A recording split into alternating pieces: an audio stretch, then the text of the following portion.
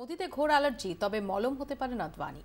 এমনকি রাজনাথ জেটলিরাও কোনো রাগঢাক না রেখে স্পষ্ট বিভাজন রেখা টেনে দিলেন মুখ্যমন্ত্রী মমতা বন্দ্যোপাধ্যায়।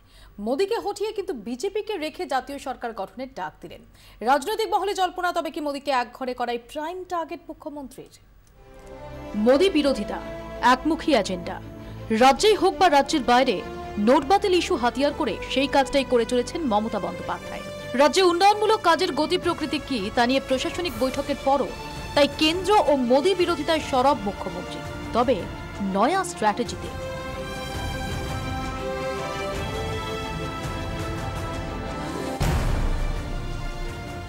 ফের জাতীয় সরকার গঠনের ডাক মমতা বন্দ্যোপাধ্যায়ের গলায়, তাতে আহ্বান বিজেপি নেতাদেরও। আপত্তি এক ও একমাত্র মোদিতে।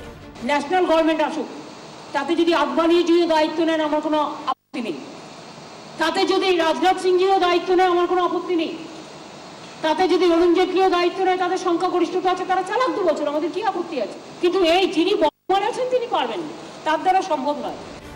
আক্রমণ রোজই করছেন, তবে এদিন যেন সুর আরো চড়া, ভাষা জোরালো। সরকারি অফিসগুলোতে গিয়ে মোদি পুজো করব না জনগণের কাজ করব, কোনটা করব এটা বলে দিতে হবে। তিনি যে কাজটা করেছেন, যে গাছে বসে আছেন সেই গাছের ডালটাই কেটে ফেলেছেন। তিনি মহামতি কালিদাস বুদ্ধিহরণ বাবু, একেবারে ম্যাডো। মোদিকে আক্রমণ, অথচ বিজেপি নেতাদের জাতীয় জোটে আহ্বান। রাজনৈতিক মহলের মত, আদতে ডিভাইড অ্যান্ড রুল পলিসি নিয়ে এগোতে চাইছেন মমতা বন্দ্যোপাধ্যায়।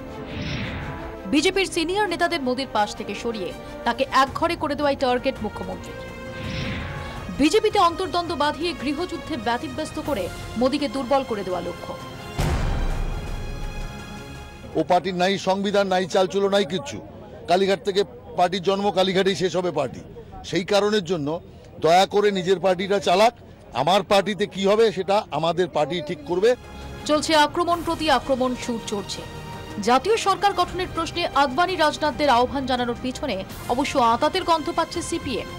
তৃণমূল বিজেপি পর্দার পিছনে দোস্তি, বামেদের যা বহুদিনের অভিযোগ। মুখ্যমন্ত্রী আরএসএস এর সাহায্য চেয়েছিলেন পশ্চিমবাংলায় কমিউনিস্টদের নিধন করার জন্য, বদল করার জন্য। ভুলে যাবার কোনো কারণ নেই। এখনো মুখ্যমন্ত্রী যারা বলছেন আরএসএস থাকুক, বিজেপি থাকুক, কিন্তু ওনার সঙ্গে আমার একটু বেশি পীড়িত হয়ে যাচ্ছিল, এখন বেশি ঝগড়া হচ্ছে। এটা তো ওদের ব্যক্তিগত বিষয়। এই শীতেও রাজ্য রাজনীতি সরগরম, দিল্লি পর্যন্ত যারা আজ পৌঁছচ্ছে। নেত্রীর নয়া কৌশলে বিজেপি নেতাদের কেমিস্ট্রি কতটা বদলায় তা অবশ্য সময় বলবে। ব্যুরো রিপোর্ট, 24 ঘন্টা। নোট বাতিলের জেরে বড়সড় আর্থিক ক্ষতির সম্মুখীন রাজ্য। গত 2 মাসে রাজ্য সরকারের প্রায় 5,500 কোটি টাকা রাজস্ব ক্ষতি হয়েছে। মন্তব্য মুখ্যমন্ত্রীর। তিনি আরও বলেন, কেন্দ্র বহু প্রকল্পে টাকা বন্ধ করে দিলেও উন্নয়নের পথে এগিয়ে যেতে রাজ্য একাই যথাসাধ্য চেষ্টা চালাচ্ছে।